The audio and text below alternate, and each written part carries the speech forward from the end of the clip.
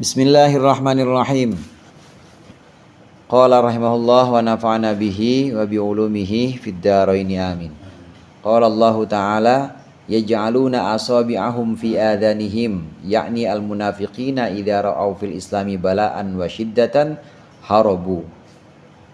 Yaj'aluna, mereka orang-orang munafik menjadikan asabi'ahum, jari mereka, fi adhanihim, di dalam telinga mereka. Yakni maksudnya Allah menghendaki al-munafikina, orang-orang munafik. Yang dimaksud dengan mereka di situ adalah orang-orang munafik. Idza ra'au, ketika mereka orang munafik melihat fil islami, dalam Islam, melihat balaan, ujian, wasyiddatan, dan kesulitan. Ketika melihat seperti itu, harabu, mereka berlari, hadaron, karena takut, minal halaki, dari kematian atau kehancuran. Wallahu muhitun bil kafirin, sesungguhnya Allah muhitun, meliputi bil kafirina, terhadap orang-orang kafir. Yakni Allah menghendaki la yanfa'uhumul harabu, tidak akan memberikan manfaat pada mereka apa al harabu, berlari, li'annallaha min waraihim, karena Allah ada di belakang mereka. Yajma'uhum, Allah mengumpulkan mereka orang munafik, wa yu'adzibuhum, dan Allah menyiksa mereka. Di antara sifat-sifat orang munafik ini kemarin, mereka kalau mendengar ajaran Islam itu perumpamannya banyak. Kemarin ajaran Islam yang dibawa oleh Rasulullah ini seperti hujan. Hujan itu ada mendung. Mendung sangat menakutkan, gelap. Gelap itu kan sesuatu yang mencemaskan. Islam itu seperti hujan. Dalam hujan itu ada geluduk. Geluduk itu juga sesuatu yang mengerikan untuk mereka, untuk orang-orang munafik. Karena geluduk ini seperti ancaman-ancaman. Geluduk ini seperti peringatan atau ancaman yang mengancam mereka. Awas loh, nanti ditanyain di akhirat akan pertanggungjawaban tentang mata. Orang-orang munafik takut melihat ayat-ayat atau mendengar ayat-ayat Al-Quran yang seperti itu. Dalam hujan itu ada juga kilat. Kilat itu cahaya. Kadangkala dengan Islam ini atau dengan Al-Quran, mereka berharap orang-orang Islam ini membawa kedamaian. Karena bagaimanapun saya ini tidak zohirnya ya tidak kelihatan seperti orang-orang kafir, tapi ngikut aja seperti Nabi. Jadi nyaru-nyaru dan selamatlah kalau gini, seperti kilat. Tapi nama kilat cahaya, harapan cuma sebentar, gelap lagi, khawatir lagi. Itu perumpamaan yang digambarkan dalam surat Al-Baqarah ini tentang orang-orang munafik. Nah, di sini juga orang munafik ketika mendengarkan Al-Quran ini menutup telinga mereka dengan jari-jarinya. Jadi nggak mau didengar Al-Quran, nggak mau didengar, menutup dengan jari-jari mereka.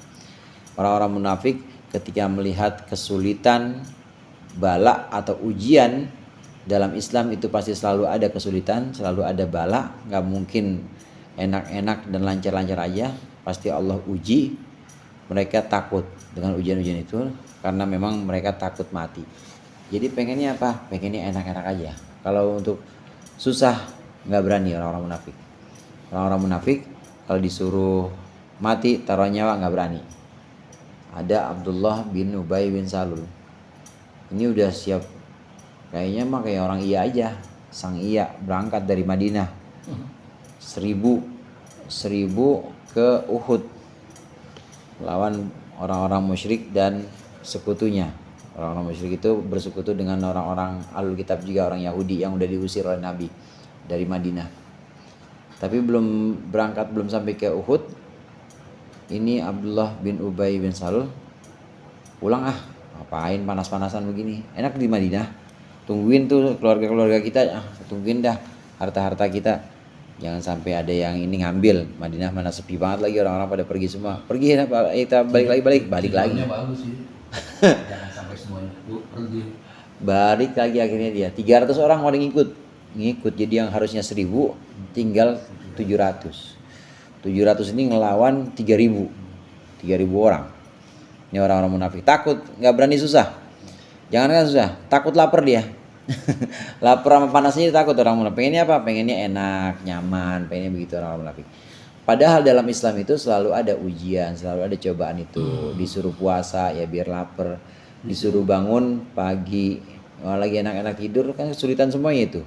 Suruh bangun malam mata lagi ngantuk, itu kesulitan semua. Nah yang kayak begitu orang munafik nggak mau, sulit, itu kesulitan-kesulitan, itu adalah ujian-ujian yang mereka nggak sanggup. Maka ketika mendengar kebenaran dalam Islam atau mendengar ayat-ayat Al-Quran, mereka tutup telinga mereka.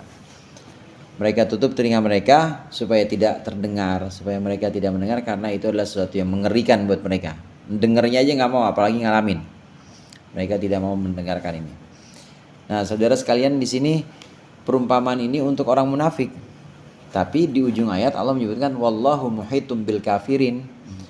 Kenapa kok jadi orang kafir, bukan orang munafik? Ini ulama tafsir menyebutkan tempat yang harusnya bisa digunakan dengan kata ganti dalam bahasa domir namanya.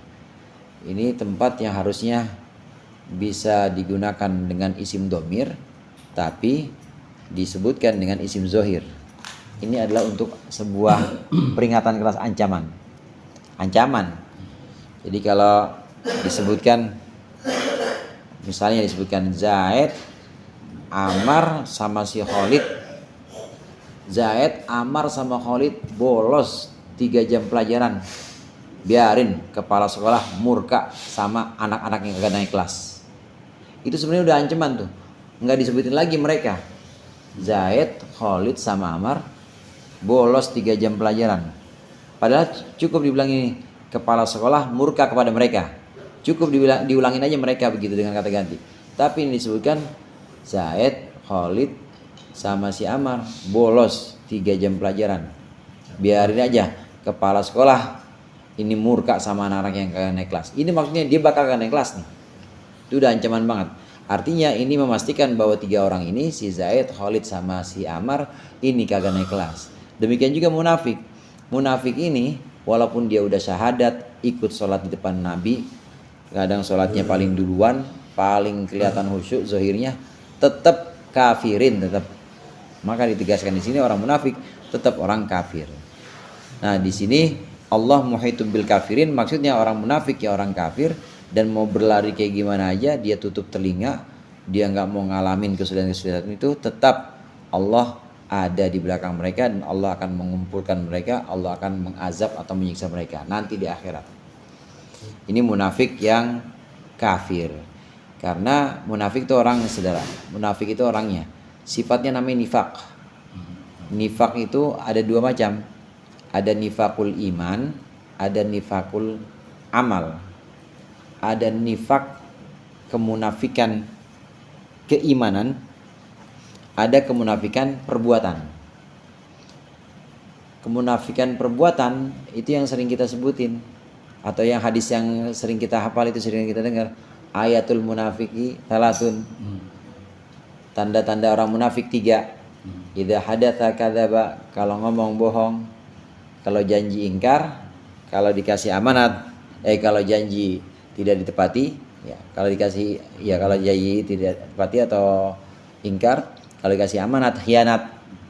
Itu namanya nifak amal. Munafik yang munafik perbuatan itu. Munafik perbuatan. Nah, yang dijelaskan di sini munafik yang termasuk yang digolongkan sebagai orang kafir, ini munafik iman, bukan munafik yang 3 ini, bukan. Jadi kalau ada orang bohong misalnya, ini kita tidak bisa kita golongkan sebagai munafik wallahu muhitum bil kafirin, bahwa itu orang kafir dan Allah bakal menyisanya. Bukan munafik yang innal munafiqina fid darkil asfali minan nar. Orang munafik yang tukang bohong itu di kerak neraka. Bukan yang itu, bukan. Karena munafik yang dimaksud di kerak neraka, munafik yang termasuk golongan orang kafir, ini adalah munafik iman. Munafik iman seperti Abdullah bin Ubay bin Salul yang menyatakan syahadat, sholatnya juga paling khusyuk, tapi hatinya ingkar banget kepada Nabi Muhammad, musuh banget kepada orang Islam. Itu munafik iman. Itu yang diancam neraka. Kalau cuma sekedar bohong aja, munafik amal. Masih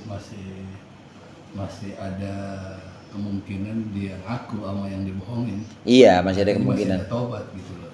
Iya. Masih mending misalnya kayak ente nih mau tobat yang mana ya, syarat-syarat tobat ya harus kembaliin pada asal. Kan begitu. Ente nyolong sendalnya Doni. Iya, kalau umpama nih. bentuk kerugian, itu Kerugian itu. harus balikin. karena anda mau tobat nih, ya seluruh sendal yang itu pernah saya colong, saya buat di beras, kemudian saya udah ada nih saya kembaliin. Itu kalau mau tobat syaratnya gitu, bukan tobat doang, sholat tobat. Ini sholat tobat ukuran nas ya, ya Mbah ya. Iya. Gitu. Mohon Bu, berarti yang Nifatul Amal kan dipercaya berkhianat, bicara dusta, terus apa? Ya, berkhianat kalau Dipercaya amanah. khianat, bicara dusta. Bicara dusta udah ya. Karena berbicara dusta, dipercaya berkhianat.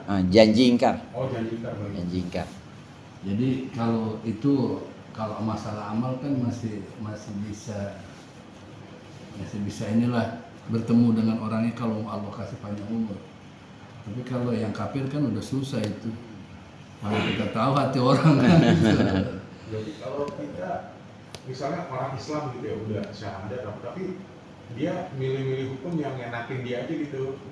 Misalnya kalau bangun malam puasa nggak berat gitu dia nggak ambil, terus kalau dia laki-laki hukum waris lebih gede dari perempuan nggak dia ambil gitu. Itu termasuk munafik juga Pak? Hatinya ingkar nggak terhadap nas itu atau perintah itu? Dia Balik lagi ya. Iya. mengingkari nggak? Kalau dia mengingkari, nggak ada nih ayat begini nih, salahnya ayat begini. Nah kalau ada pengingkaran begitu, munafik iman. Tapi kalau enggak, hanya sekedar saya berat deh. Ada ini saya yakin ayat ini benar, cuma kayaknya saya belum bisa. Nah itu bukan munafik kalau Oh, baik. kembali ke hatinya. Yakadul barku yakhtafu absarahum wallahu a'lam bishawab. Al-Fatihah. Oh, gitu.